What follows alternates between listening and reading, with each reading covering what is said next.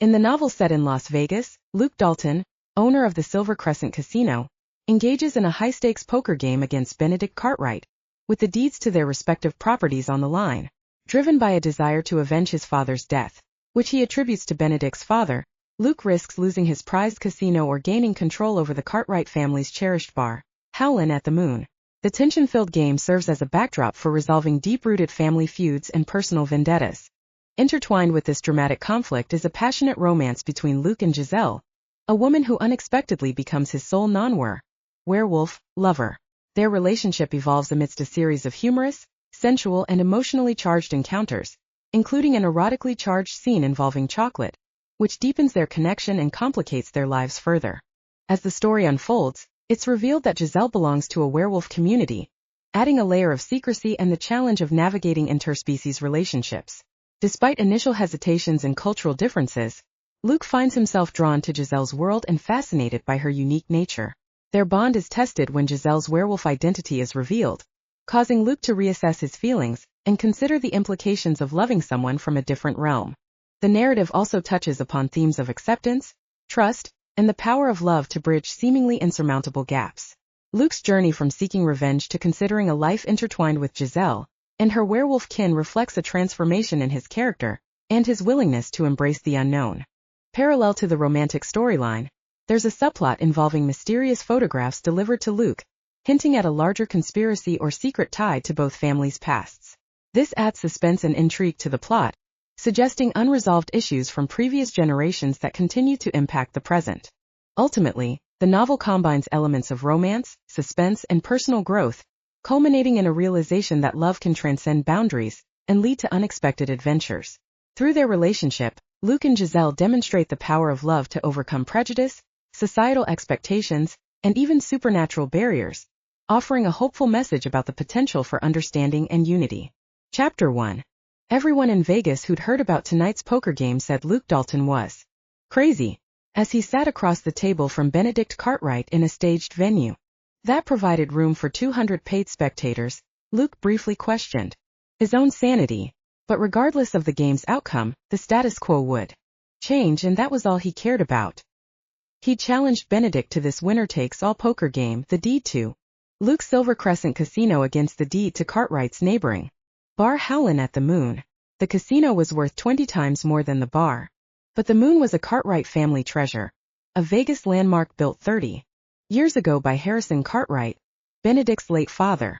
Luke lived in the Silver Crescent's penthouse, which meant he had to lay eyes on that damned bar every single day and be reminded that Harrison Cartwright had driven Luke's dad, Angus, to his grave at the young age of 56. Angus had died on Christmas Day, thrusting Luke abruptly into the position of CEO of Dalton Industries.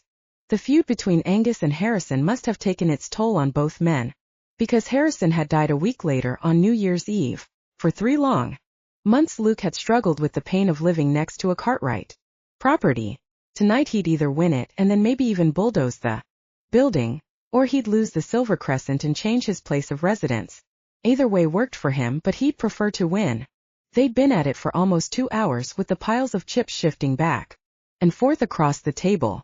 Cartwright, whose blonde good looks made him a favorite with the ladies, had just won a hand that put him up a little, but he looked tired.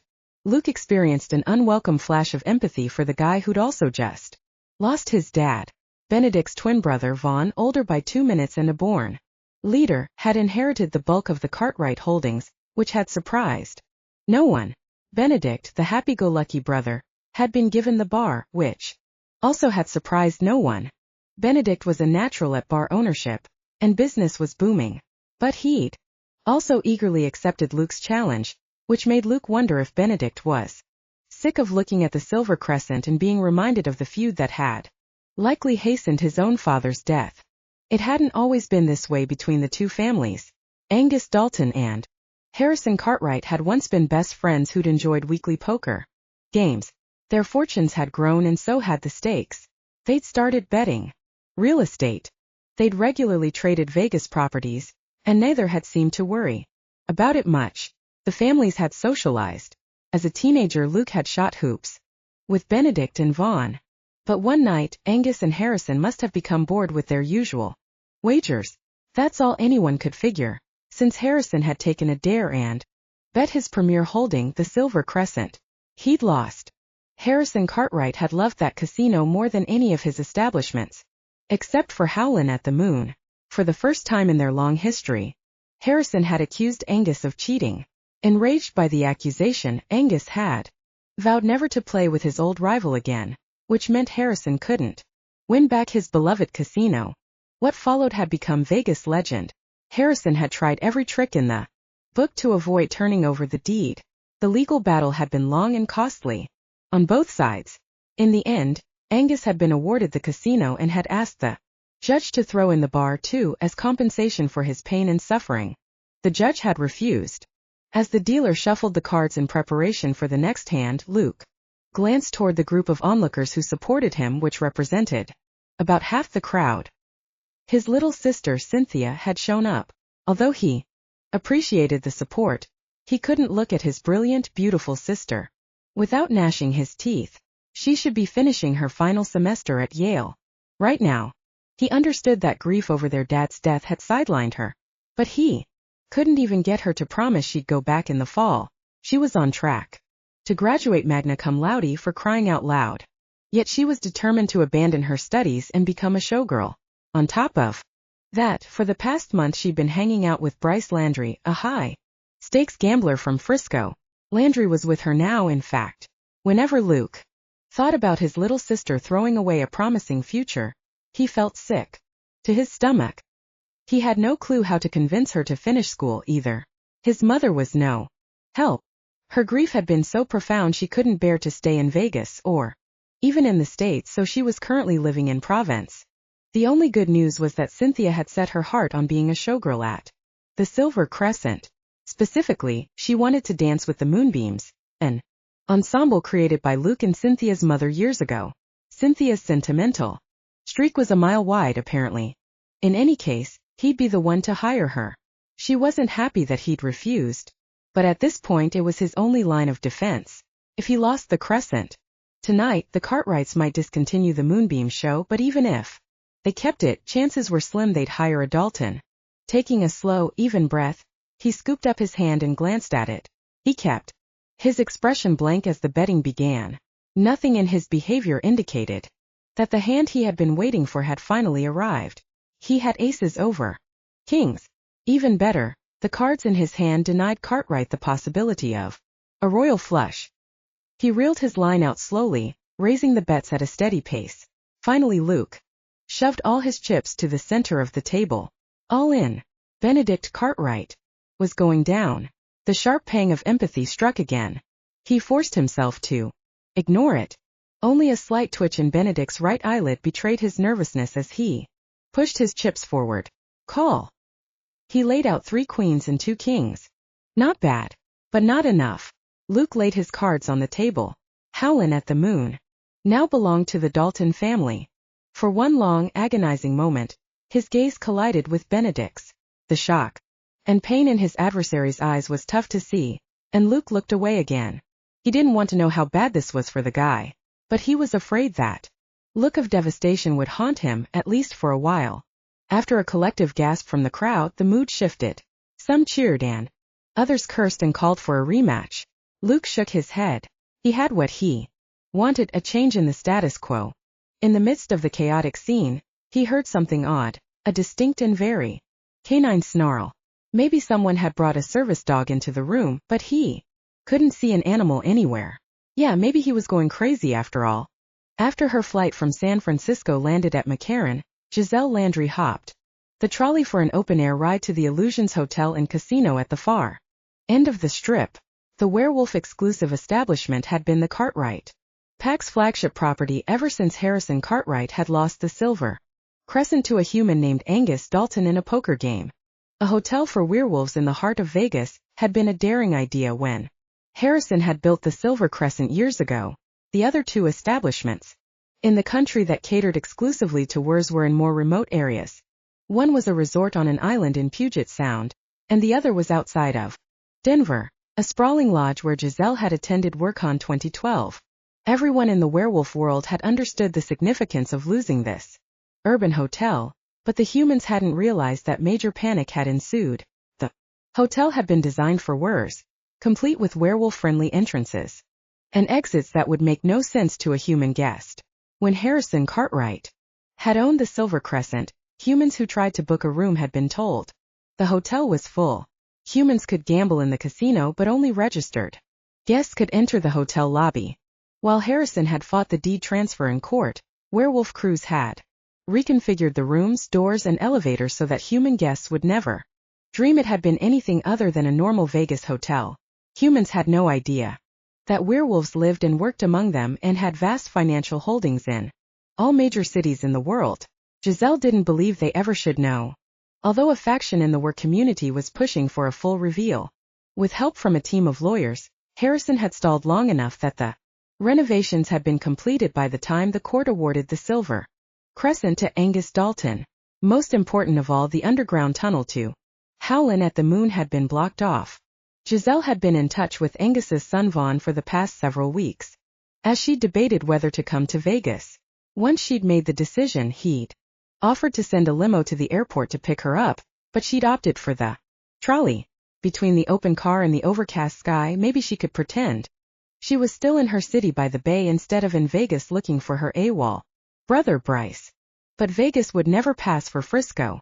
Instantly she was immersed in the jaw-dropping excess that had produced a giant black pyramid, replicas of the Statue of Liberty and the Eiffel Tower, and a sprawling Roman palace.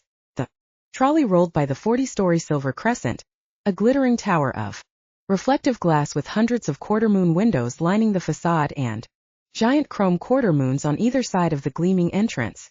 The hotel dwarfed the one-story, rustic bar sitting next to it. But Howlin' at the Moon had a worldwide reputation among werewolves. The legendary watering hole had served drinks and bar food to world-famous shapeshifters for more than 30 years. But the bar wasn't famous because of its refreshments, excellent though they were. Howlin' at the Moon sat above a top-secret war playground, Harrison Cartwright's proudest achievement.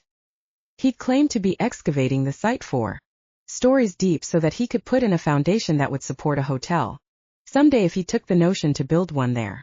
Instead, werewolf-only crews had created a subterranean, climate-controlled world that included evergreens, steep trails, rocky outcroppings, waterfalls, bubbling streams, and a moon that cycled through phases in sync with the real one. Powerful lights kept the plants and trees growing, and heavy-duty pumps moved the water in an endless loop.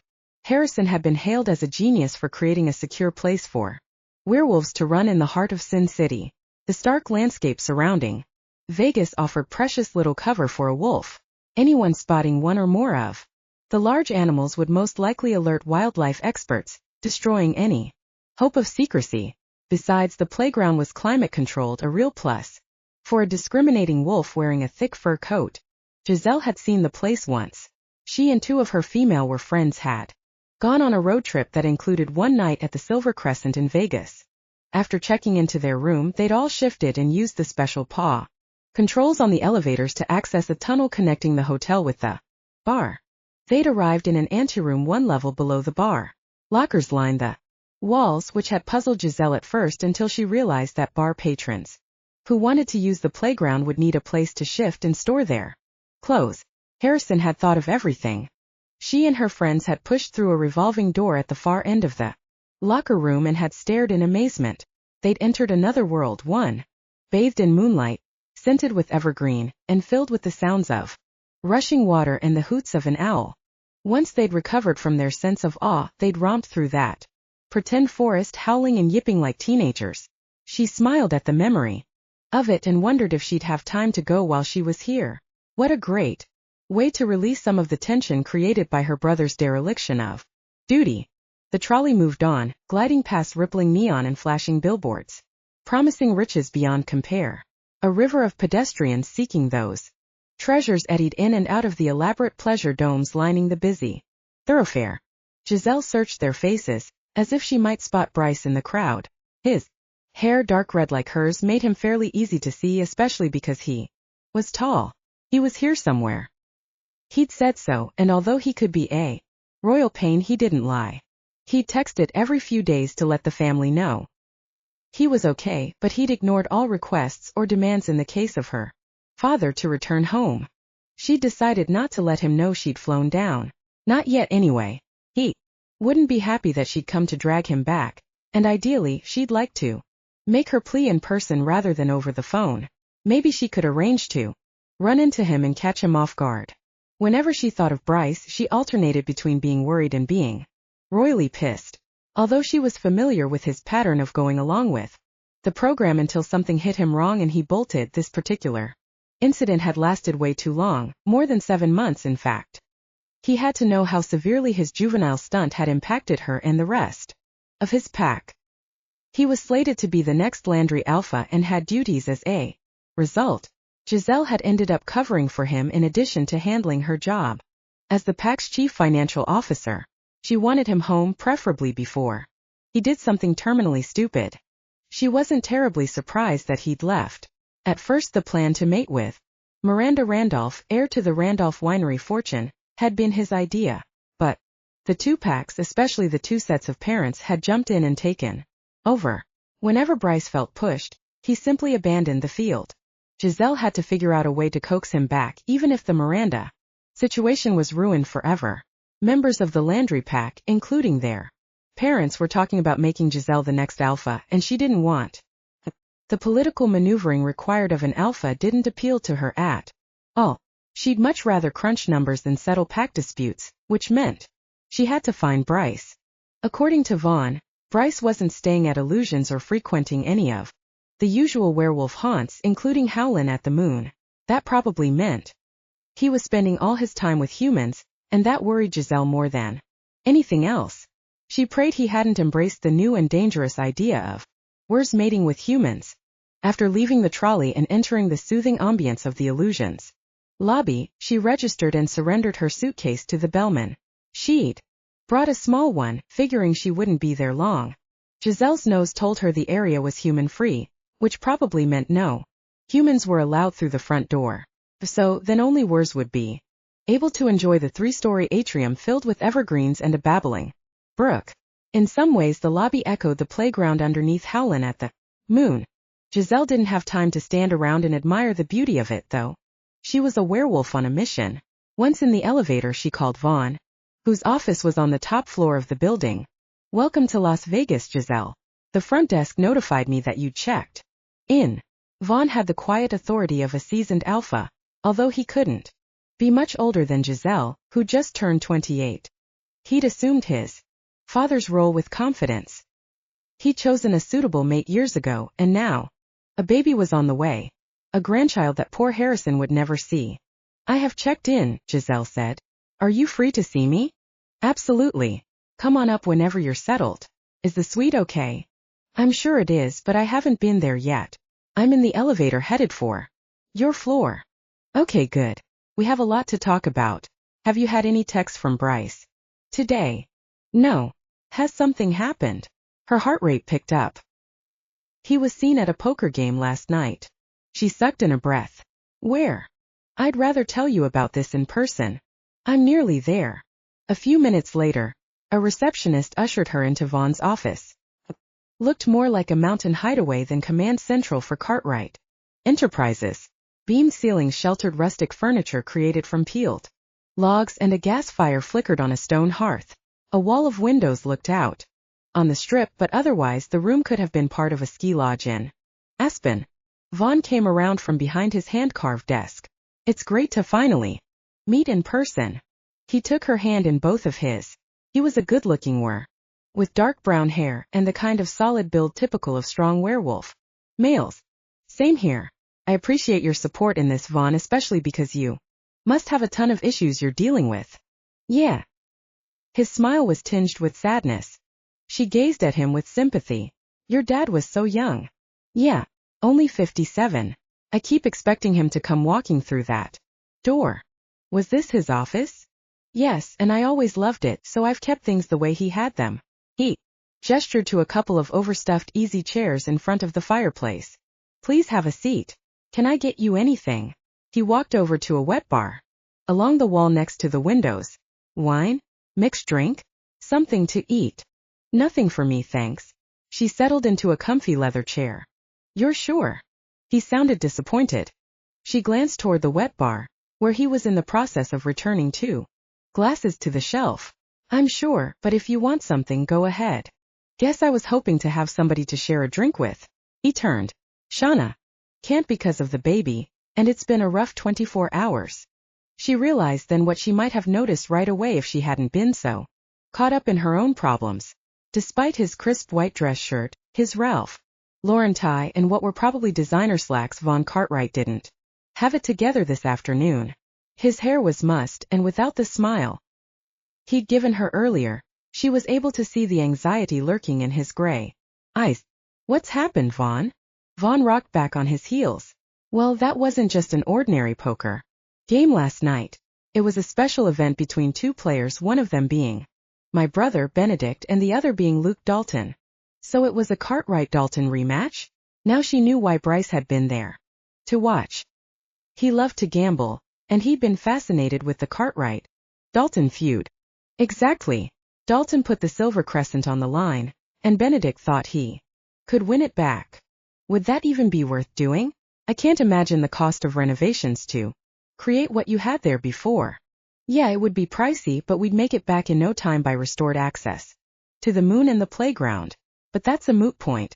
Instead of winning the hotel, my brother lost the bar. He bet the moon? How could he? You're the alpha. Surely you wouldn't let.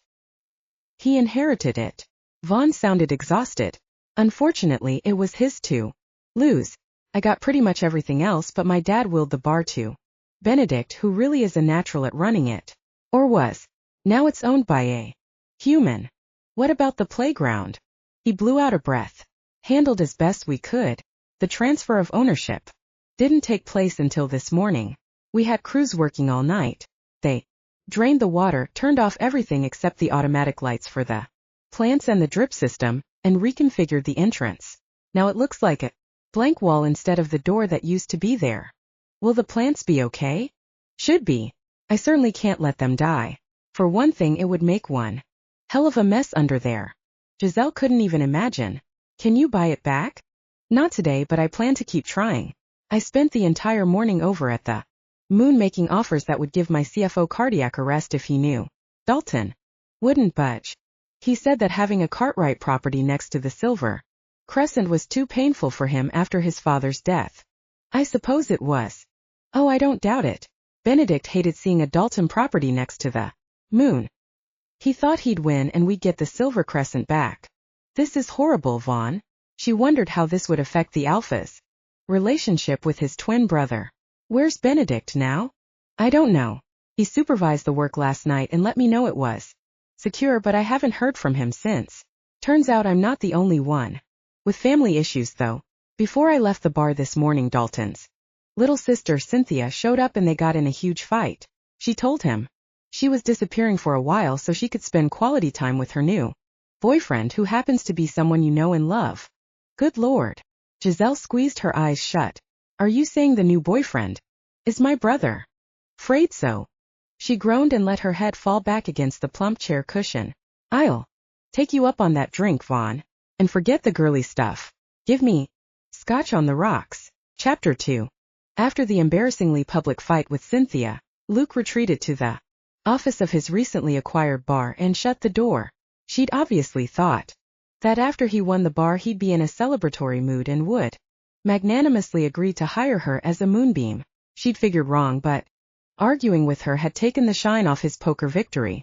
She was basically the only family he had left, and he yearned to make peace with her. But she seemed determined to ruin her life, and he felt an obligation to try to prevent that. She'd never totally cut out on him before, and he hated the feeling of being disconnected without any idea of where she was. But he dared not follow his first instinct and scour the town looking for her. She hadn't said where she was going, obviously on purpose, but he didn't think she'd leave the city. She'd always preferred her hometown to travel. She hadn't liked being so far away during her college years, and she'd flown home every chance she got. If he went looking for her, though, and she realized he was after her, she might take off for parts unknown, especially if Landry was encouraging her. Worry sat like a cold, hard lump in his stomach. She was 22, an adult, but when he thought of the bad decisions he'd made at that age, the knot of worry got bigger. He'd lost his father and felt as if he'd lost his mother too now that she was living in France. He couldn't lose Cynthia. He'd ask Owen Banks, his chief of security, to keep track of her. Owen looked like a nerd with his thick glasses and super short haircut, but he had the mind of a CIA operative. Unclipping his cell phone from his belt, Luke speed-dialed Owen. "What's up, boss?" Owen insisted on calling Luke that, despite many conversations in which Luke had suggested Owen use his first name instead. Luke filled him in. "I want to know if she leaves town, either driving or flying, but I don't want her stopped. Only followed. Do you know if she's in her Corvette?" "Damn it. No, I don't." Luke squeezed the bridge of his nose. "And if she's in Landry's vehicle, he probably has a rental." "No worries, boss. Regardless of what they're driving, I'll find them and keep you posted." "Thanks." Luke thought of something else and wished he hadn't. But he should consider all possibilities. Better alert all the wedding chapels too. If she comes in with Landry, they need to stall as long as possible. I will interfere if she decides to go that far. Technically he couldn't stop her, but he could make a hell of a protest. Cynthia had met the guy a couple of months ago at a local gelato shop, of all places. They'd hit it off, and Luke had made it his business to find out what he could about Bryce Landry. The details were sparse. Landry came from a wealthy family in San Francisco and spent most of his time in Vegas playing high-stakes poker. Luke had no quarrel with that lifestyle. Vegas depended on men like that to keep the lights on, but that didn't mean Luke thought a high roller was the right choice for his sister. "Got it. Talk to you soon." Owen disconnected. Luke laid the phone on the battered wooden desk and sat back in the worn leather desk chair with a sigh. He should have seen this coming, but he hadn't. Cynthia might have hoped he'd be toasted after his success, which could make him easier to convince about the showgirl thing.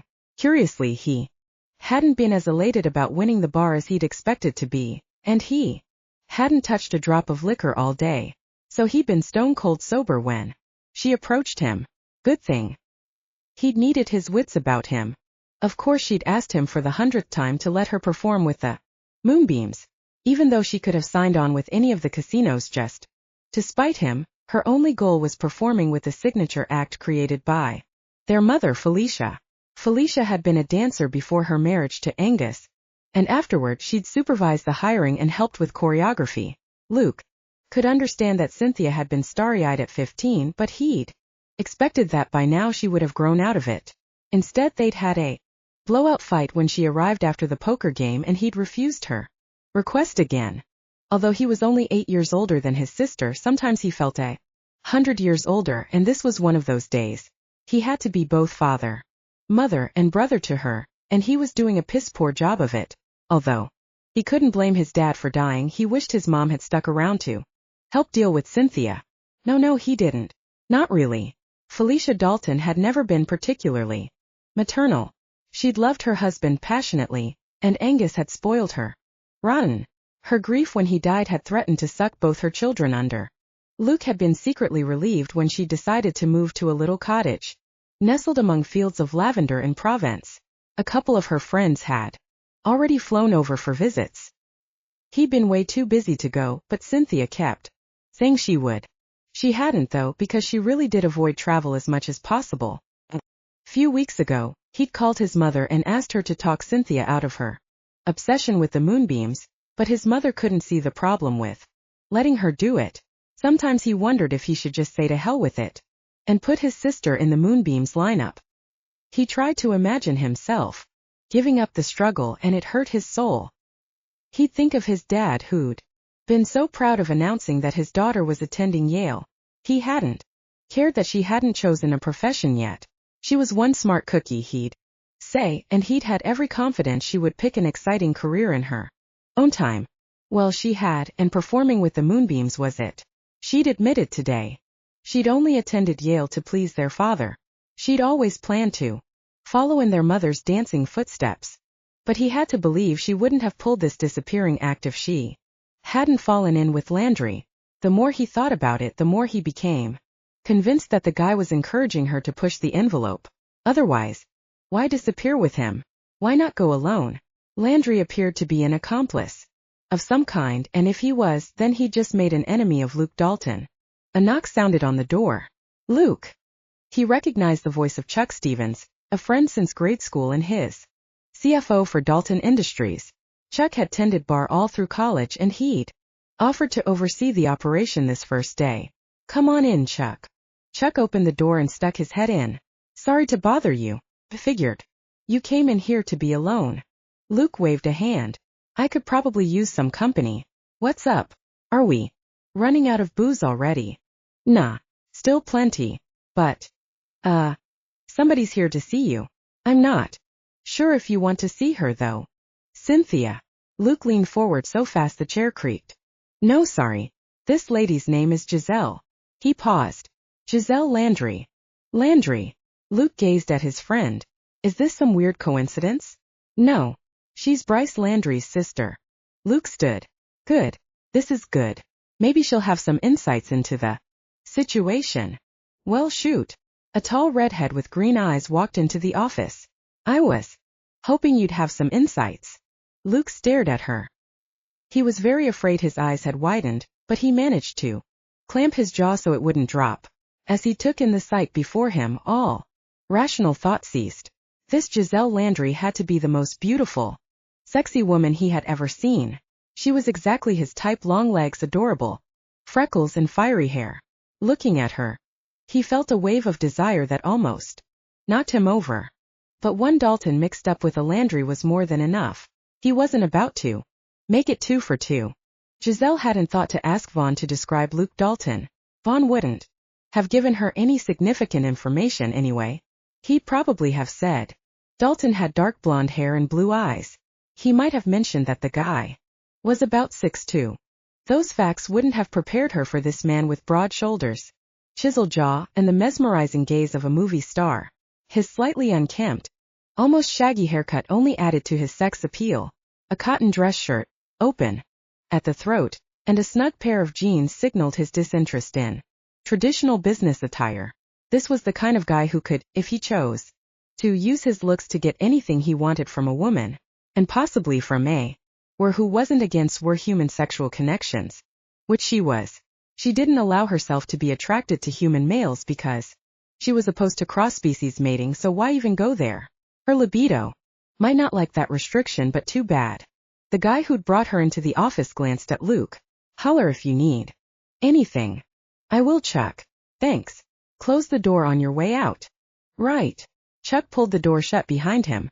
After it clicked into place, Luke leaned his palms on the surface of the desk, which made his shoulders look even more muscular. So you don't know where your brother is right now? I assume he's with your sister. She noticed he hadn't asked her to sit down. Where is she? A trace of vulnerability touched his blue eyes. I don't know. Then he covered that immediately with bravado. But my people are on it. I see. She wasn't fooled. Worry for his sister was tearing him up inside. But he didn't want her to know that. Do your people have a plan of action? Then, of course. His gaze didn't waver. She doubted that he had everything under perfect control, or he wouldn't have made his earlier comment about hoping she'd have some insights. But he was a poker player, and a damned good one apparently. Aside from that first unguarded comment, he wasn't going to let her see him sweat. The truth was that she needed this guy and his people, whoever they might be. Although Vaughn was sympathetic to her situation, Bryce had hooked up with a Dalton. At this point, no Cartwright, including Vaughn, was particularly enthusiastic about saving Bryce from himself, and they were thrilled that Luke's little sister was causing problems. Giselle decided diplomacy might be the right way to go. Look, you obviously have resources and connections that I lack. I'm very eager to find my brother and convince him to come back to San Francisco with me. Then our purposes are aligned, because I want him on the next plane bound for Frisco. I think he's responsible directly or indirectly for this latest move of Cynthia's. He's a bad influence on my little sister. Diplomacy might not be the answer after all. It takes 2 to tango, Mr. Dalton. His glance was assessing. Do you tango, Ms. Landry? Some. Then you're aware that the man leads and the woman follows. He'd hit upon one of her pet peeves about ballroom dancing, the tango included, but she managed a comeback anyway. That presumes she already knows the steps. His gaze locked with hers. Ah, but an experienced male dancer can encourage An inexperienced female dancer to try things she'd never attempt on her own. How old is your brother, Ms. Landry? 30. What a coincidence. So am I. So I can speak with some authority when I say that your brother's experience with the dance between a man and a woman is far greater than that of my little sister, who is only 22. He has an unfair advantage. Giselle fought to control her temper. My brother would never try to convince your sister to do something she didn't want to do. If she's pulled a vanishing act, then it was entirely her. Who told you that? She'd prefer not to reveal her connection to the Cartwrights, but neither did. She wanted to get caught in a lie. And Luke Dalton had people, so eventually he'd learn where she was staying and figure it out. But she'd postponed that moment as long as she could. It's all over town, she said. Is that so? When did you arrive? Today. Then you must have been swinging on that grapevine from the moment you hit the tarmac at McCarran. Come on, Ms. Landry. You have a connection here in town, somebody who gets the local dirt and filled you in. Who is it? I'd rather not say. That's up to you, but I'll find out sooner or later. You've implied that we might want to join forces, and being evasive with information isn't a good way to build trust. That made her laugh. You aren't about to trust me. You're convinced my brother's leading your sister astray, so don't make it sound like we're going to take some fellowship of the ring oath of solidarity. A flash of amusement transformed his hard features for a brief moment and gave her a glimpse of someone else, someone she might like much better. But then it was gone and the poker face reappeared. All right. His tone was mild, but the look in his eyes was intent. Maybe it doesn't matter how you found out about my sister's plans. Oh yes it does. But if he was willing to let it drop, great. Time to go on the offensive. Why did she decide to disappear? That seemed to take some of the wind out of his sails. He started to sit down and stopped himself, as if only then realizing that she remained standing. Please sit down. I should have invited you to do so earlier. Perhaps you weren't sure whether you would end up having me thrown out. He sighed and gestured to one of two upholstered chairs in front of his desk. I would like to think I haven't descended to that level. She took the right-hand chair. What level? Throwing a woman out of my office. Her feminist instincts wouldn't let that pass. Have you ever thrown a man out of your office? Once or twice. But then if I offend you, feel free to throw me out. I'd consider it a matter of principle and would be upset if you didn't. He stared at her as if she were speaking in tongues. She groaned. Lord help me, I'm dealing with a throwback. I should have realized it when you started describing the whole dancing routine. You truly believe that men were created to lead and women were created to follow, don't you? His poker face disappeared. No, damn it. I was just trying to explain how a guy of 30 could easily influence a young woman of. Have you seen the research on maturation, Dalton? Females mature much faster than males.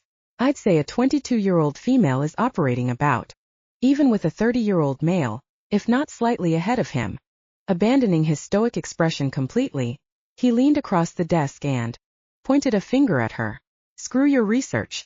I know my sister and she's not all that worldly. She may be a semester away from graduating magna cum laude, but she doesn't know squat about magna cum laude.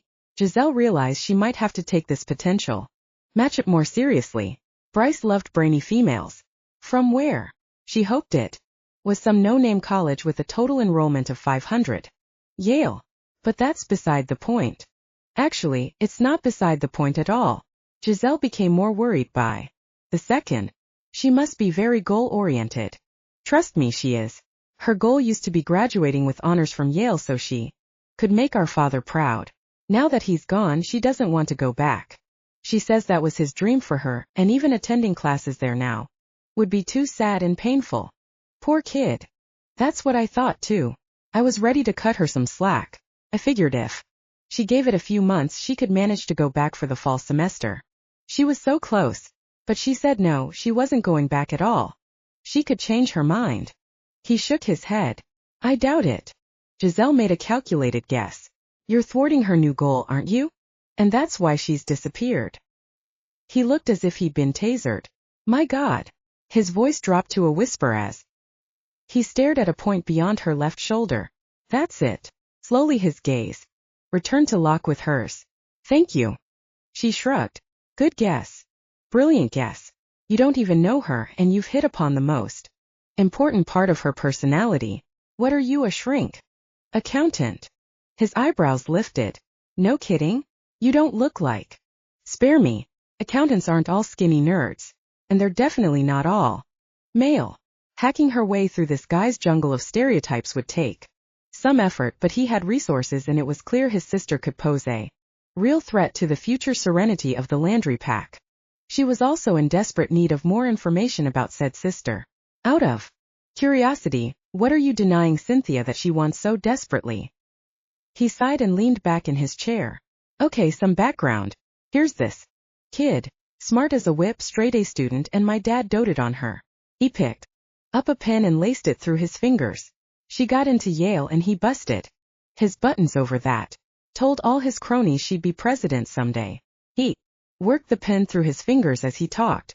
Giselle wondered if he even knew he was toying with the pen, but he had amazing dexterity as he wove it endlessly through his fingers. She found that sexy as all get out. She brought her attention back to the subject, his brainiac sister. Turns out she doesn't want to be president, or a molecular biologist, or a corporate lawyer, or an astrophysicist. He tossed the pen on the desk. She wants to be a showgirl. She wants me to give her a job dancing at the Silver Crescent. And she's no good. Giselle pictured a bookworm who secretly longed to be on stage wearing glamorous outfits but had no natural rhythm or coordination. If that were the case, then Cynthia wouldn't be Bryce's type after all. He liked a female with brains, but he wanted her to be poised and confident too. Maybe Cynthia wasn't the threat Giselle had feared. Perhaps Bryce only felt sorry for her. Oh no, she's a great dancer. But I thought it was a hobby, something she did for exercise. So what's the problem? Is she too fat? Too unattractive? Too short? She's beautiful. Luke grabbed his phone off the desk and clicked it a couple of times with his thumb before turning it to face Giselle. That's her. Giselle looked at the smiling blonde on the screen and saw her worst nightmare. All that in outstanding grades from an Ivy League school? Bryce probably thought he'd hit the jackpot. You haven't mentioned your mother. Is she alive? She lives in France. He said it as if France might as well be Mars. So Luke had no support or guidance from that quarter. He was fighting this battle alone, and that touched her. She'd just seen how Vaughn had been emotionally rocked by the unexpected loss of his dad, but at least he had backing from his mother and his mate. Luke didn't have that, and yet his sense of responsibility toward his immediate family seemed as strong as any worse would be. When Cynthia had chosen to disappear, Luke's protective instincts had been thwarted. Giselle understood his visceral response to the situation. It was werewolf-like in its intensity. Giselle contemplated the situation. Cynthia wanted to be a showgirl, and from the looks of her she could handle that job just fine. Her older brother, however, couldn't. By objecting to her plan, he'd sent her into rebellion mode. Cynthia and Bryce could easily have bonded over the subject of dealing with unbending family expectations. Giselle couldn't decide where to start to untangle this mess. It's obvious that you don't want your Ivy League-educated sister to become a Vegas showgirl. He had no right to meddle in her life to that extent, but Giselle decided not to mention that. She didn't think Luke would take it well when he was so upset. Damn straight. One of the last things my dad said to me was, watch out for my little girl. If I put her in the chorus line at the Silver Crescent, he'd be spinning in his grave. Dear God. A deathbed promise, no less, one that Luke was taking to heart. Made him even more appealing to her. She was certainly vulnerable to pressure from her folks. Luke was convinced he was doing the right thing. She had a fair amount of sympathy for his position, despite his somewhat patriarchal mindset. The poor man had no idea that letting his sister try the showgirl option would have been the safer bet than forcing her into this rebellion, because he denied his little sister she'd hooked up with a werewolf. Chapter 3. Luke couldn't deny that Giselle impressed him with how quickly she'd hit on the main issue with Cynthia. Although he had plenty of eyeballs to keep track of Cynthia's whereabouts, they were all guys. They thought like guys. Now he realized he could use a woman's perspective. And as he'd said earlier, he and Giselle wanted the same thing. Or almost the same thing. They both wanted to separate Cynthia from Landry and get his ass back to Frisco. After that, Luke still had to derail Cynthia on this showgirl thing, because Giselle had figured out the problem right away. She might have some ideas for changing Cynthia's mind. Giselle had pegged her as a goal-oriented person. All he had to do was subtly direct Cynthia toward a more suitable goal. His cell phone pinged, signaling a text. He picked it up, checked the screen, and glanced over at Giselle. "We might have some news." "That would be great." He read quickly. "According to my guys, Cynthia's Corvette and Landry's rented SUV are parked side by side in a public lot near the strip. Either they've rented a different vehicle or they're on foot. My guys are checking the rental agencies. The rental agencies will give them that kind of information. I thought that was against the law." He looked up from his phone. She really was a straight arrow. He'd have to keep that in mind. Technically, that's true. But they'll bend the rules for Luke Dalton? He shrugged. "Depends on who's working the desk. My dad knew a lot of people in this town, and he made sure they understood that I'd be stepping into his shoes someday. I didn't expect to have to take over this soon, but they're treating me the way they would have treated him, and I appreciate that." "How old was your dad when he died?" Her tone was gentler than it had been a few minutes ago when she chewed him out for his views on men, women, and dancing the tango. 56. His chest tightened. His dad had loved contemplating the grandchildren he'd have someday. Luke had figured he had plenty of time to give him some. Not very old. Nope. It was his heart. I lay a lot of the responsibility for his condition at Harrison Cartwright's feet. He also died young. Yeah, but he's the one who created the problem. If he'd turned the deed over right away instead of making my father get lawyers involved, they might both be alive today. Have you asked her why she wants to be a showgirl? No, but as he looked into Giselle's green eyes, he realized that would have been a good move. Yeah, he really could use the female perspective as he worked through this problem. "I just assumed it's because our mother was a dancer and Cynthia always thought that was cool. So what? It's still a terrible idea." "Your mom was a dancer?" He nodded. "My father saw her performing at the Sahara 32 years ago. And that was it for him. He never looked at another woman. She never looked at another man either. They were crazy about each other." Giselle's expression softened. "Is it any wonder your sister wants to be a showgirl after hearing a romantic story like that? If she wants a guy like your dad, she's not going to find him working in a microbiology lab." "You think that's her motivation? To find the man of her dreams?" Luke hadn't thought of that. Cynthia probably wouldn't want to hook up with a nerdy scientist or lawyer. She'd want a charismatic gambler like her dad had been. Unfortunately, Bryce Landry fit that profile. "I have no idea if she's hoping to recreate what your parents had. As smart as she is, that's probably only a small part of her thinking. But you would know for sure if you asked her." Which brings us back to the so what part of this discussion. No matter what her motivation is, being a showgirl is still a lousy idea. She could attract a psycho stalker just as easily as Prince Charming. Easier, actually. But she wants to work in your casino, which means she's putting herself under the protection of you and your staff. That's extremely smart, don't you think? I've thought of that, and I swear it makes me break out in a cold sweat. What if she's counting on the Silver Crescent being a safe environment and then one night it's not? You say that because you're paranoid. Damn right I'm paranoid. Vegas has its share of strange people. If you had a sister, would you want her putting herself on display for any weirdo who happened to be in the audience? She gave him a smug little smile. I'd want her to do whatever made her happy. Oh bull. You're here to drag your brother back home whether he likes it or not. Why is that? Maybe he's perfectly happy where he is. I wouldn't doubt it. Now that he's met my sister. In fact, I'd bet he is happy or he'd be coming home of his own accord. She lowered her lashes and her cheeks grew rosy. Damn, she was sexy.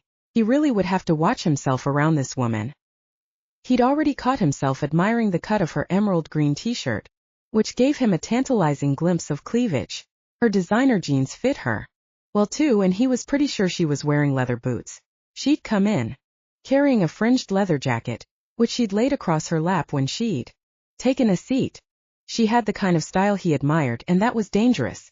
More than that, she challenged him to question his assumptions. Irritating as that could be at times, he kind of liked it too. Cynthia used to debate issues with him when She'd come home on vacation, and he'd enjoyed the mental exercise. But now wasn't the time to become interested in a woman, especially not this one. He couldn't afford to be distracted. Too much was at stake, and besides, she had insights he needed. He didn't want to miss those insights because he was caught up in her as a person. She met his gaze with a reluctant sigh. You have a point. My brother's not living up to the role I envisioned for him either. But I promise you that if I have a chance to ask him why he's acting this way, I will ask. I don't know how we can judge someone's behavior without finding out their reasons. Bravo, Dr. Phil. Bite me, Dalton. He laughed. Don't tempt me. But she already had, and she wasn't even trying. If she put effort into the task, he would be in big trouble. His cell phone pinged again, and he picked it up to read the text. Apparently they didn't rent anything. Owen's reminding me that Cynthia has friends in town who might loan her a car. Who's Owen? Owen Banks, master of intrigue, head of security. He lives for this kind of stuff, and I hardly ever give him enough of it. Another ping.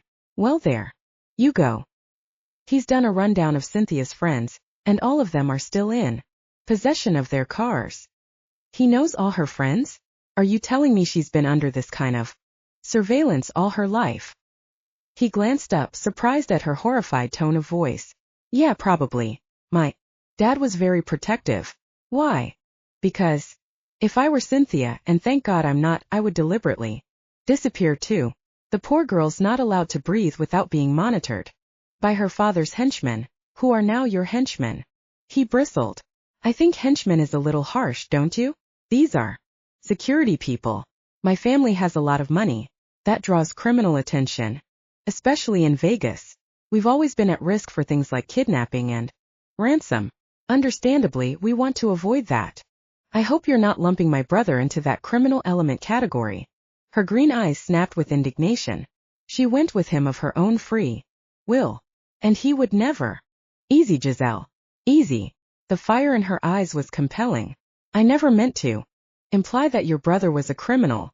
I had my people do a preliminary background check on him a couple of weeks ago, and I'm not worried that he's after Dalton money. I see. She narrowed her eyes, obviously not happy that he'd had her brother investigated. You don't have to look like that. I didn't pry into your family secrets. In fact, I didn't pry into your family at all. I just made sure he didn't have police record or mountains of debt. It's the sort of thing my father would have checked. You can't blame me for that. I suppose not. So he's not a fortune hunter, but he's still a bad influence on her. Her indignation returned. You don't know that. I refuse to let you make my brother out as the villain in this scenario. He just happened to be around when she felt like giving you grief. So, he could have talked her out of doing it. Luke felt his control slipping. Why? I wouldn't have. She's 22 and you're trying to engineer her future. I am not. He felt a headache coming on. I'm trying to keep her from making some really bad choices. What's the difference? There's a huge difference. She has hundreds of choices left, all kinds of options open to her, and money to finance them. Except the one choice she wants. It's a horrible choice. A light on his phone blinked. Hang on a minute. She sent me a text. Cynthia. No, Madonna.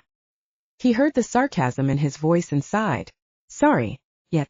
Cynthia. When she's happy with me she calls, but when she's mad at me she texts.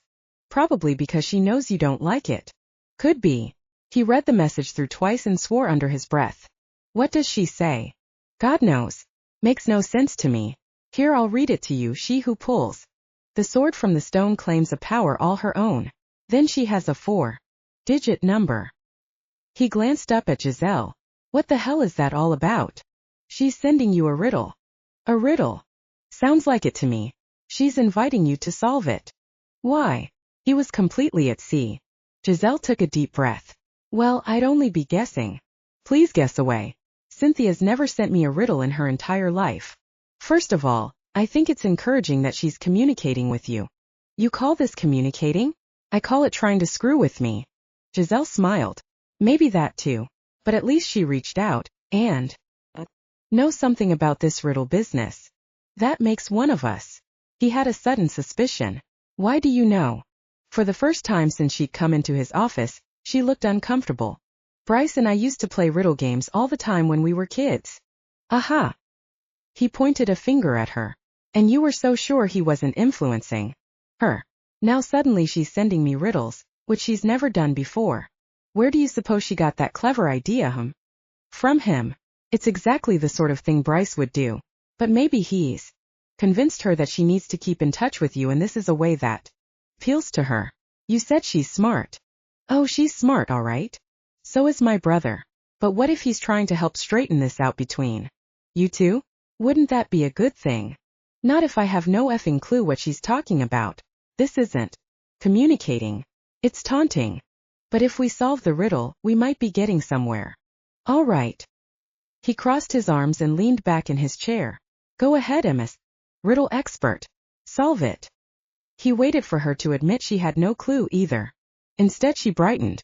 She's talking about Excalibur. That's what the sword in the stone reference is about.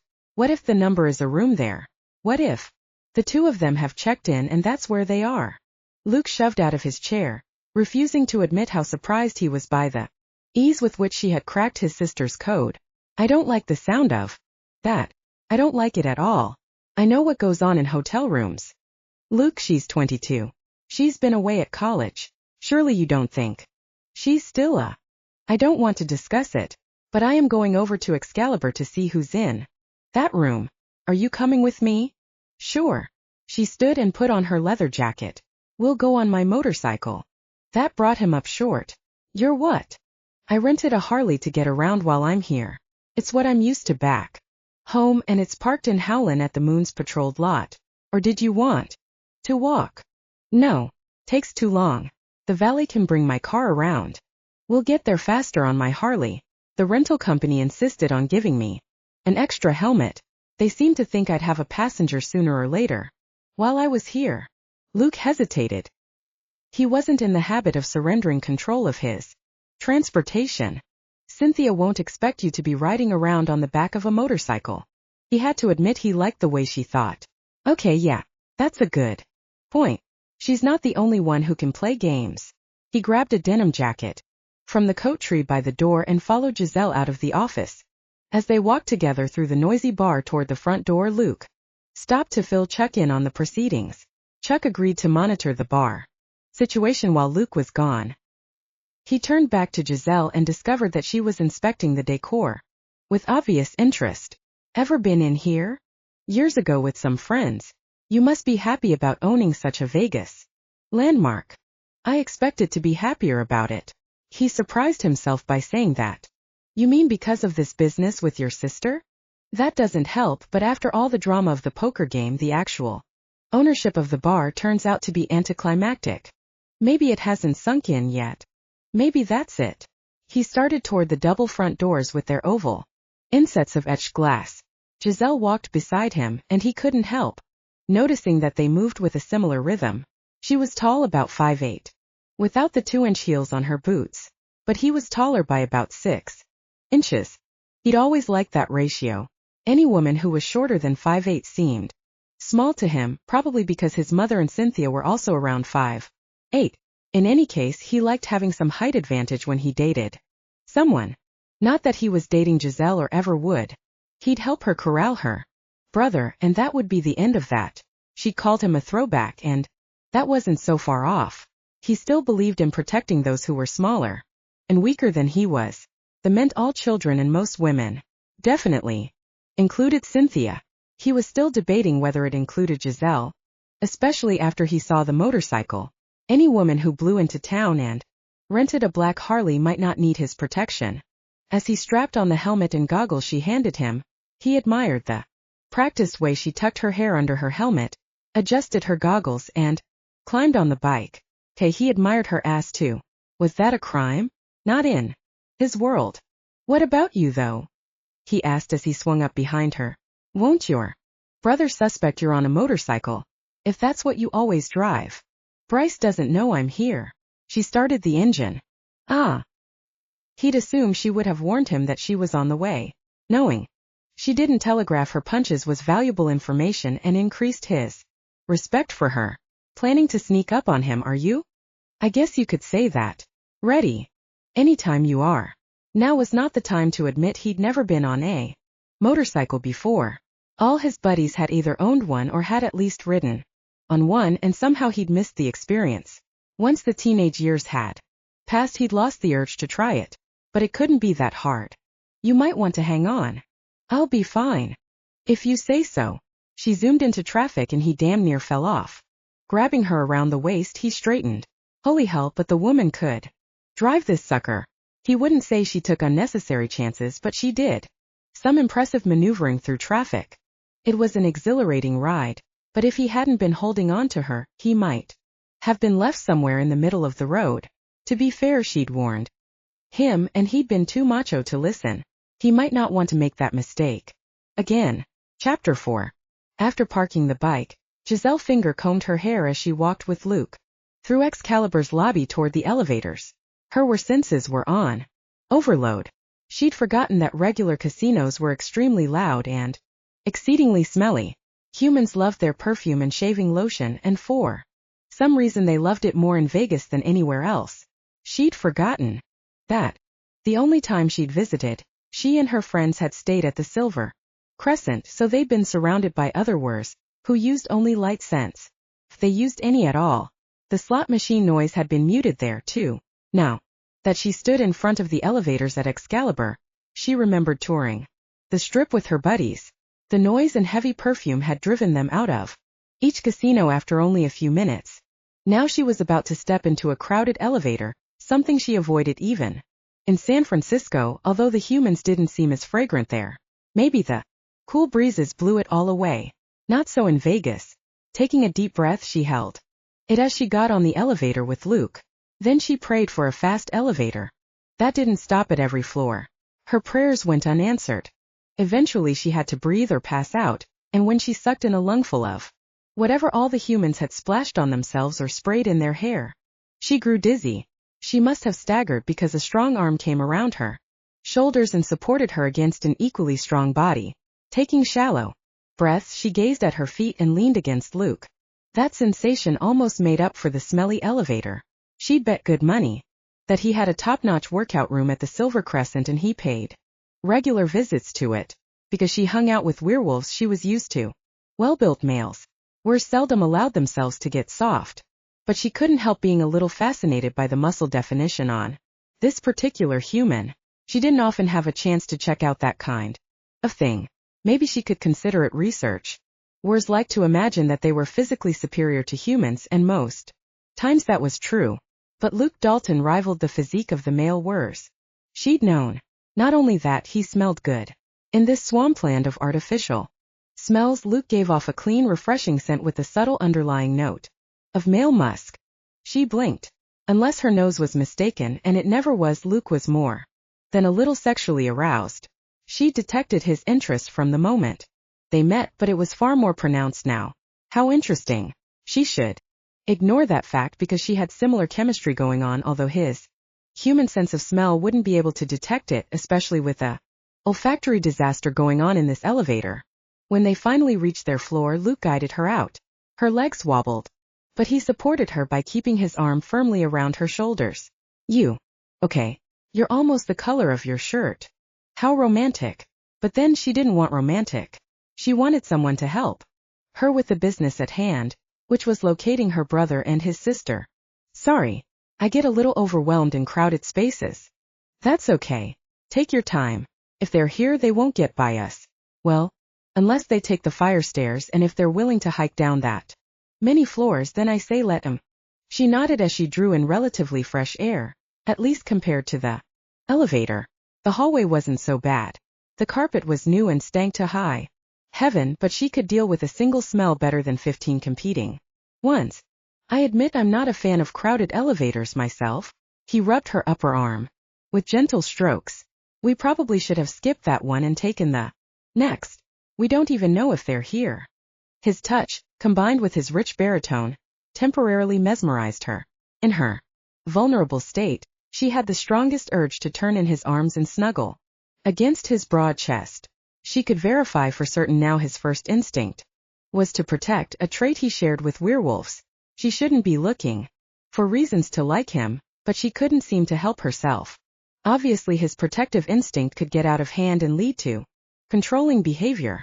That's when she remembered why they were standing in this hallway. Luke wanted to keep his little sister from getting involved with her big brother. Exercising great willpower, she extracted herself from the support of his steady arm. Thanks. I'm better now. When we go back down, we'll wait until there's an empty elevator or one with only a couple of people in it. I'd appreciate that. She allowed herself to look into those sexy blue eyes and smile at him. After all, that was the polite thing to do after he'd kept her from fainting in public. No worries. Of course we may have your brother and my sister with us, but that won't be the same as an elevator crammed with strangers. You think they'll just agree to leave with us? He shrugged. Maybe not, but I can dream, can't I? And after we all ride down in the elevator together, we'll go somewhere quiet for a drink and talk everything out. Cynthia will agree she should finish school, and Landry will agree to do whatever it is you want him to do. He's eventually supposed to take over as the CEO of my family's business. Was a close enough approximation of the truth. I think they'd rather have you do it. He regarded her with open admiration. You're smart and obviously capable. Thank you. She was delighted to hear that he didn't think all CEOs should be male. Maybe his attitudes weren't quite as retro as she'd assumed. It's been discussed, but I don't want to. I'm actually happier as the CFO. I like keeping track of the money. Excuse me for saying so, but your brother doesn't seem to want to do it either. I know it looks that way, but he'll get over this. It was a bunch of things at once, and he doesn't like to be railroaded. She gazed at him, much like Cynthia. And that's why they're not good for each other. Left to her own devices, Cynthia won't leave Vegas. She's bonded to the place. But I'm afraid they'll whip each other into a frenzy of resentment and book a flight to New York so she can get a job on Broadway. That wouldn't be the end of the world, Luke. He just looked at her. She didn't need much imagination to read his mind. If Cynthia ended up on the other side of the country, in a big city where he had no people to keep an eye on her, he'd worry himself to death. He had to get over that kind of thinking, but he'd been in charge of the family for only a few months. He had a lot to learn. In sympathy with his angst, Giselle tossed him a lifeline. I might be more worried about her jetting off to New York if she hadn't texted you a riddle. Doubt she's going anywhere at the moment. He sighed. Ah yes, the riddle. I guess we might as well go find out if you solved it or not. Might as well. After they figured out which way the rooms were numbered, they turned to the right and started off down the hall. They didn't speak, as if in silent agreement not to give themselves away as they approached the door. Giselle didn't know Cynthia at all, but she had a fair idea of what motivated her. She wanted to guide her own destiny instead of being controlled by the expectations of others. That was exactly what Bryce wanted too. Giselle hoped they both had the good sense not to text what room they were in, and then proceed to get it on while they waited for Luke to solve the riddle. An embarrassing scene wasn't going to help. Giselle knew that for sure, even though she didn't know yet what would help, or whose side Bryce was on. Giselle slowed down as they approached the room. Luke pointed to the security latch propping the door slightly ajar. If Cynthia and Bryce had rented the room, they'd deliberately left it open. When Luke held up his hand like an infantry patrol leader signaling a halt, Giselle had the urge to giggle. She never giggled. She wasn't the giggling type. But this was turning into a melodramatic cloak and dagger affair that she suddenly found hysterical. She supposed all the drama was appropriate. They were in Vegas, in an arena. Somewhere below, knights jousted on horseback. Down the road at Treasure Island, two ships fired broadsides at each other, and across the street a gondola was gliding down a canal that looked astoundingly like one in Venice. Luke put his ear to the crack in the door, and Giselle stood quietly, listening. She heard nothing. If her nose hadn't recently been assaulted by all the human-induced fumes in the elevator, she might have been able to tell whether a were was on the other side of the door. But between her nose overload and whatever glue was off, gassing from the new carpet, she was fairly useless for nose patrol. Stepping back from the door, Luke let out a breath. I don't think we have to worry about being quiet. Nobody's in there. There's one way to be sure. He glanced at her. Maybe I should go in first just in case. Just in case what? That they're lying there naked and asleep? Or worse yet, naked and quietly smiling at us. Luke's expression became thunderous with disapproval. I don't care if they're smiling, but they damned well better not be naked. If Cynthia knew for certain that she'd get that reaction from you, she'd definitely be naked. You need to lighten up, Dalton. He rolled his eyes before stepping toward the door and knocking. Cynthia? You. In there. Silence. Okay, I'm going in. I'll cover you. He turned back to her with a grin. Just kidding. She returned his smile. I've always wanted to say that, but I'm not armed. Didn't think so. Turning back to the door, he pushed it open, stepped inside, and was immediately soaked with water. What the hell? Giselle clapped her hand over her mouth. It wouldn't do to laugh, especially when that stunt had Bryce written all over it. She remembered the first time he'd seen it done in a movie when he was 12. He'd spent months perfecting the technique of balancing a bucket of water over a doorway, tying a string to the knob, and carefully exiting the room. The first person through the door would get doused. He quit doing it when their folks threatened to permanently ground him, but obviously he hadn't forgotten. How? Cynthia. That wasn't funny. Bellowing and dripping, Luke stomped the rest of the way into the room. You'd better not be here, damn it. Stepping over the damp carpet, Giselle glanced down at the hotel ice bucket, appended on the floor. She knew Cynthia and Bryce had left. She'd watched her brother create this booby trap countless times, and the last part involved closing the door very carefully. Good thing there are towels in this room. At least I can dry off. I suppose I should feel lucky it was only water. Could have been tomato juice or maple syrup. He continued to rave on as he walked into the bathroom and flipped on the light. Better not be hiding in the shower, he called out. That was followed by the squeak of shower rings being pulled along the metal rod. Obviously he'd had to check. Moving into the room, Giselle scanned it for any other booby traps. Someone left an envelope on the bed. Luke came out of the bathroom, drying his wet hair with a towel. Oh, he draped the towel around his neck in a typical male gesture. Maybe they left us a note. Must be a really big note. His eyes widened as he spotted the large manila envelope lying precisely in the middle of the bed. My name's on it, and that's her handwriting. He finger-combed his wet hair. After the bucket of water, I'm not sure whether to pick it up or not. It looks harmless enough.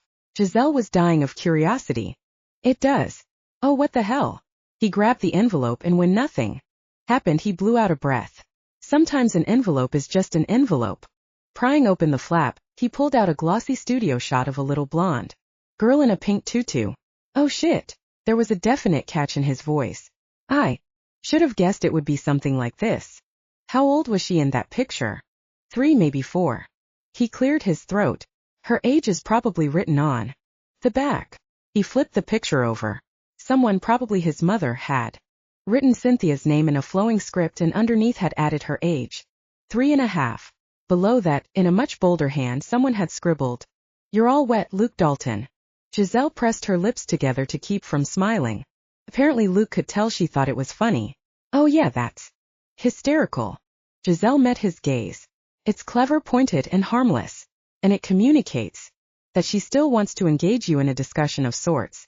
If she was determined to defy you and risk causing a permanent rift, she could have gone up to Reno and landed a job up there, or taken off for New York. I guess. He tucked the picture carefully back in the envelope as if to make sure he didn't damage it. I wonder if she swiped any more of these. Where would she swipe them from? The family photo gallery in the penthouse of the Silver Crescent. She has the key.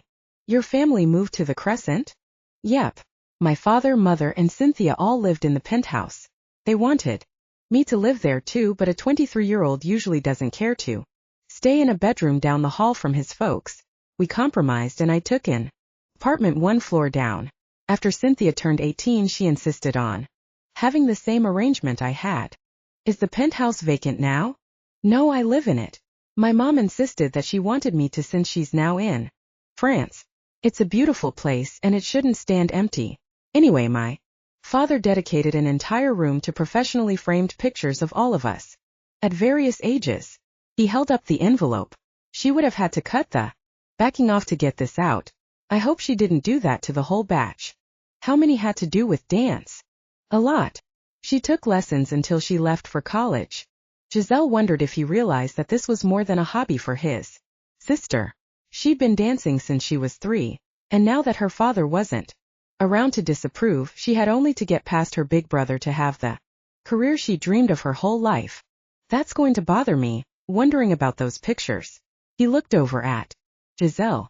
Would you mind if we went over to the penthouse to check? Fine with me. Unless we get another riddle, we don't know what to do next.